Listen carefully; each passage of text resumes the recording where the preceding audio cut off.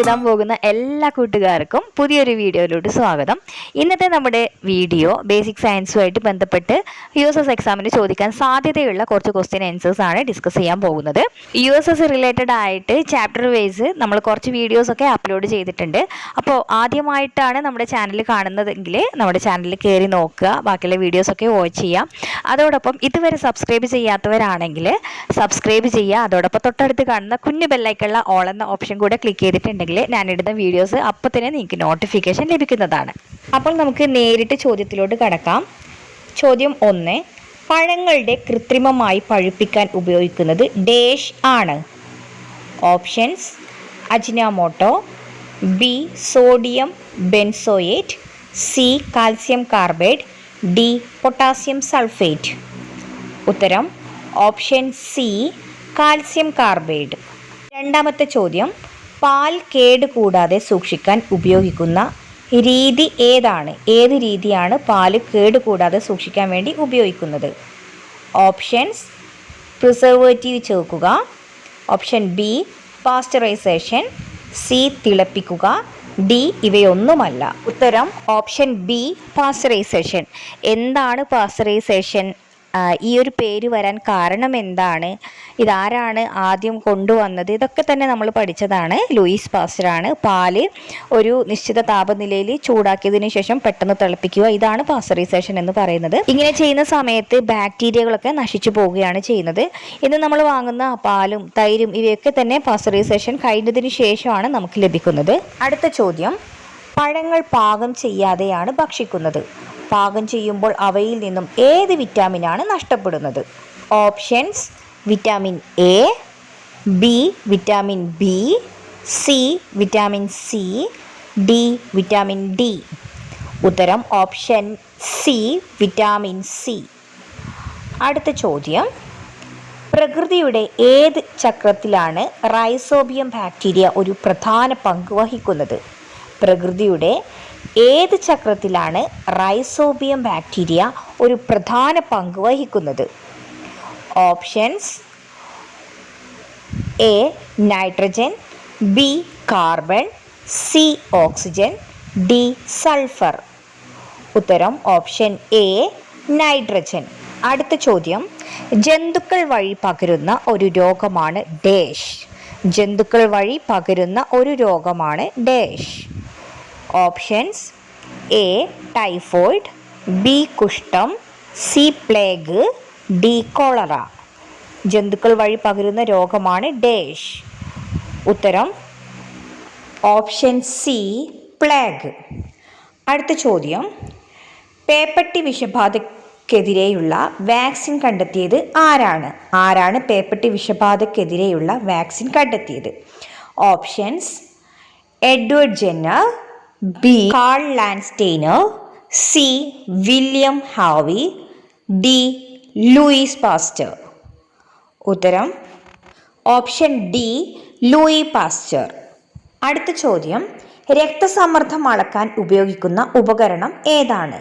ഏതാണ് രക്തസമ്മർദ്ദം അളക്കാൻ ഉപയോഗിക്കുന്ന ഉപകരണം? Options: sphygmomanometer, B cardiograph, C stethoscope, D ഇവയൊന്നുമല്ല. രക്തസമ്മർദ്ദം അളക്കാൻ ഉപയോഗിക്കുന്ന ഉപകരണം ഏതാണ്? സ്പിഗ്മോമാനോമീറ്റർ, കാർഡിയോഗ്രാഫ്, സ്റ്റെതസ്കോപ്പ് ഇവയൊന്നുമല്ല. ഉത്തരം ഓപ്ഷൻ എ സ്പിഗ്മോമാനോമീറ്റർ. അടുത്ത ചോദ്യം: ഹൈഡ്രജന്റെ ഓക്സൈഡാണ് ഡേഷ്. ഹൈഡ്രജന്റെ ഓക്സൈഡാണ് ഡേഷ്. ഓപ്ഷൻ എ മണ്ണെണ്ണ, ബി മാഗ്നീഷ്യം, സി ജലം, ഡി സോഡിയം. ഉത്തരം ഓപ്ഷൻ സി ജലം. അടുത്ത ചോദ്യം: സോഡയുടെ രാസനാമമാണ് ഡേഷ്. സോഡയുടെ രാസനാമം. Option carbon dioxide, B sodium oxide, C sulphuric acid, D carbonic acid. ഉത്തരം ഓപ്ഷൻ ഡി കാർബോണിക് ആസിഡ്. അടുത്ത ചോദ്യം, ചെറുനാരങ്ങയിൽ അടങ്ങിയിരിക്കുന്ന ആസിഡാണ് dash. Option A citric acid, B acetic acid, C carbonic acid, D tartaric acid. ഉത്തരം option A citric acid. അടുത്ത ചോദ്യം, എന്താണ് ZBNF? ഓപ്ഷൻസ് എ കാർഷിക ഗവേഷണ സ്ഥാപനം, ബി കർഷകന് നൽകുന്ന ബിരുദം, സി കൃഷിരീതി, ഡി ഉൽപാദനശേഷിയുള്ള നെൽവിത്ത്.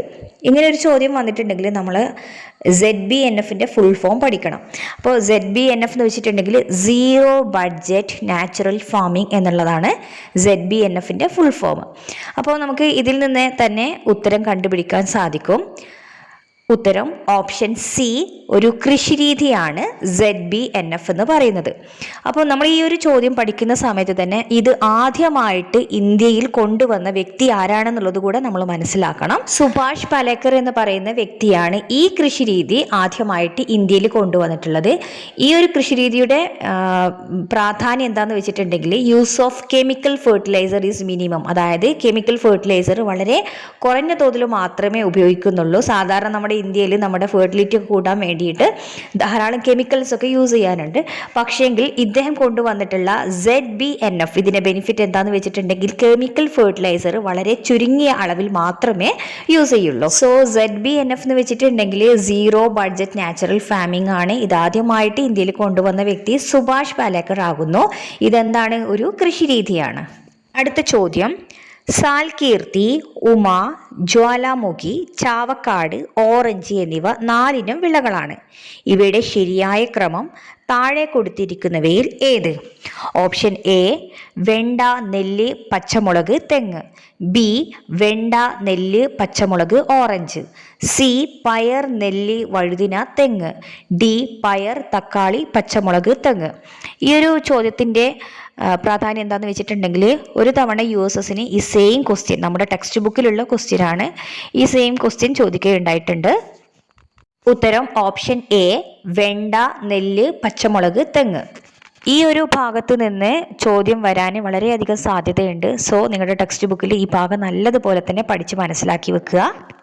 അടുത്ത ചോദ്യം, പയർ വർഗത്തിൽപ്പെട്ട ചെടികളെ സംബന്ധിച്ച് തെറ്റായ പ്രസ്താവന ഏത്? ഓപ്ഷൻ എ പയർ വർഗത്തിൽപ്പെട്ട ചെടികൾ അന്തരീക്ഷ നൈട്രജനെ നൈട്രേറ്റ് ആക്കി മാറ്റുന്നു. ബി ഇവയുടെ വേരുകളിൽ റൈബോസിയം ബാക്ടീരിയ വളരുന്നു. സി ഈ സസ്യങ്ങൾ മണ്ണിൽ വിഘടിച്ചു ചേരുമ്പോൾ മണ്ണിലെ നൈട്രേറ്റിന്റെ അളവ് വർദ്ധിക്കുന്നു. ഡി ഈ സസ്യങ്ങൾക്ക് അന്തരീക്ഷ നൈട്രേറ്റിനെ നേരിട്ട് വലിച്ചെടുക്കാൻ കഴിയില്ല. ഈ ഭാഗത്ത് നിന്നും ഒരു ചോദ്യം നമുക്ക് പ്രതീക്ഷിക്കാവുന്നതാണ്. അപ്പോൾ നിങ്ങളുടെ ടെക്സ്റ്റ് ബുക്ക് നല്ലതുപോലെ പഠിച്ചാൽ മാത്രമേ നിങ്ങൾക്ക് ഇതിന് ആൻസർ കണ്ടെത്താൻ സാധിക്കത്തുള്ളൂ. അപ്പോൾ ടെക്സ്റ്റ് ബുക്ക് നല്ലതുപോലെ പഠിച്ച ഒരു കുട്ടിക്ക് ഈ ഒരു ക്വസ്റ്റ്യന് നല്ല രീതിയിൽ ഹാൻഡിൽ ചെയ്യാൻ സാധിക്കും. ഇവിടെ ഓപ്ഷൻ എയും ബിയും സിയും എല്ലാം തന്നെ കറക്റ്റ് ആയിട്ടുള്ള പ്രസ്താവനകളാണ്. അതായത് പയർ വർഗത്തിൽപ്പെട്ട ചെടികളെ സംബന്ധിച്ച് കറക്റ്റ് ആയിട്ടുള്ള പ്രസ്താവനയാണ് എയും ബിയും സിയും. ഡി ആണ് ഇവിടെ തെറ്റായിട്ടുള്ള പ്രസ്താവന. അതായത് ഈ സസ്യങ്ങൾക്ക് അന്തരീക്ഷ നൈട്രജനെ നേരിട്ട് വലിച്ചെടുക്കാൻ കഴിയില്ല. ഇതാണ് തെറ്റായ പ്രസ്താവന.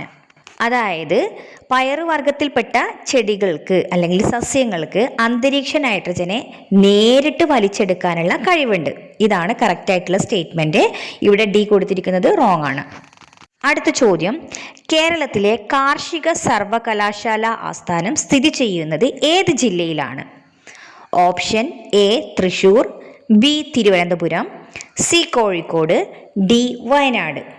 ഉത്തരം ഓപ്ഷൻ എ തൃശൂർ. അടുത്ത ചോദ്യം, ജലശുദ്ധീകരണത്തിനായി വാട്ടർ പ്യൂരിഫയർ ഉപയോഗിക്കുന്ന കിരണം ഏതാണ്? Option A ultraviolet, B infrared, C gamma കിരണം, ഡി ബീറ്റ കിരണം. ഉത്തരം ഓപ്ഷൻ എ അൾട്രാവയലറ്റ്. അടുത്ത ചോദ്യം, ആഴക്കടലിൽ മുങ്ങുന്നവർ പ്രത്യേകതരം കോട്ട് ധരിക്കുന്നുണ്ട്. അത് എന്തിനു വേണ്ടിയിട്ടാണ്? ആഴക്കടലിൽ മുങ്ങുന്നവർ പ്രത്യേകതരം കോട്ട് ധരിക്കുന്നത് എന്തിനു വേണ്ടിയാണ്? ഉത്തരം ഓപ്ഷൻ എ മർദ്ദം കുറവായതുകൊണ്ട്, ബി താപനില കുറവായതുകൊണ്ട്, സി സുഗമമായ ചലനത്തിനു വേണ്ടി, ഡി മർദ്ദം കൂടുതലായതുകൊണ്ട്. ഉത്തരം ഓപ്ഷൻ ഡി മർദ്ദം കൂടുതലായതുകൊണ്ട്. അതായത് ആഴക്കടലിൽ ഒക്കെ മർദ്ദം കൂടുതലായിരിക്കും, അതുകൊണ്ടാണ് പ്രത്യേകതരം കോട്ട് ധരിക്കുന്നത്. അടുത്ത ചോദ്യം, കണ്ണിൻ്റെ ആരോഗ്യത്തിന് പ്രധാനമായും വേണ്ട വിറ്റാമിൻ ഏതാണ്? ഏതാണ് കണ്ണിൻ്റെ ആരോഗ്യത്തിന് പ്രധാനമായും വേണ്ട വിറ്റാമിൻ? ഉത്തരം option A vitamin B, B vitamin A, C vitamin D, D vitamin C. ഉത്തരം ഓപ്ഷൻ ബി വിറ്റാമിൻ എ. അടുത്ത ചോദ്യം, കത്രിക എത്രാം തര വർഗ ഉത്തോലകമാണ്? ഉത്തരം ഓപ്ഷൻ എ ഒന്നാം വർഗം, ബി രണ്ടാം വർഗം, സി മൂന്നാം വർഗം, ഡി നാലാം വർഗം. ഉത്തരം ഓപ്ഷൻ എ ഒന്നാം വർഗ ഉത്തോലകമാണ് കത്രിക. നമ്മൾ 5ാം ക്ലാസ്സിൽ പഠിച്ചിട്ടുണ്ട് ഉത്തോലകത്തെ കുറിച്ചൊക്കെ തന്നെ. അപ്പോൾ കത്രിക ഒന്നാം വർഗ ഉത്തോലകമാണ്. അടുത്ത ചോദ്യം ഈ വീഡിയോയുടെ അവസാനത്തെ ചോദ്യമാണ്. അപ്പോൾ അതിൻ്റെ ആൻസർ അറിയെങ്കിൽ നിങ്ങൾ കമൻറ്റ് ബോക്സിൽ കമൻറ്റ് ചെയ്യുക കേട്ടോ. ചോദ്യം ഇതാണ്, ഹൃദയത്തിൽ നിന്നും പുറത്തേക്ക് ശുദ്ധരക്തം വഹിക്കുന്ന രക്തക്കുഴലുകളെ ഡാഷ് എന്ന് പറയുന്നു. ഹൃദയത്തിൽ നിന്നും പുറത്തേക്ക് ശുദ്ധരക്തം വഹിക്കുന്ന രക്തക്കുഴലുകളെ ഡാഷ് എന്ന് പറയുന്നു. അപ്പോൾ ഇതിൻ്റെ ഉത്തരം അറിയെങ്കിൽ പെട്ടെന്ന് തന്നെ കമൻറ്റ് ബോക്സിൽ കമൻറ്റ് ചെയ്യുക. അതുകൂടാതെ ആദ്യമായിട്ടാണ് ഈ ചാനൽ കാണുന്നതെങ്കിൽ സബ്സ്ക്രൈബ് ചെയ്യാനും അതോടൊപ്പം തൊട്ടടുത്ത് കാണുന്ന കുഞ്ഞു ബെല്ലൈക്കണിലെ ഓൾ എന്ന ഓപ്ഷൻ കൂടെ ക്ലിക്ക് ചെയ്തിട്ടുണ്ടെങ്കിൽ നമ്മളിടുന്ന വീഡിയോസ് അപ്പോൾ തന്നെ നിങ്ങൾക്ക് നോട്ടിഫിക്കേഷൻ ലഭിക്കുന്നതാണ്. ഇനിയും നമ്മൾ USS റിലേറ്റഡ് ആയിട്ടുള്ള വീഡിയോസൊക്കെ അപ്ലോഡ് ചെയ്യുന്നതാണ്. അപ്പോൾ എല്ലാ കൂട്ടുകാരും വീഡിയോസ് മുഴുവനായിട്ട് കാണുക, നല്ലതുപോലെ ടെക്സ്റ്റ് ബുക്ക് നല്ലതുപോലെ പഠിക്കുക. സോ എക്സാം എഴുതാൻ പോകുന്ന എല്ലാ കൂട്ടുകാർക്കും 1000 വിജയാശംസകൾ.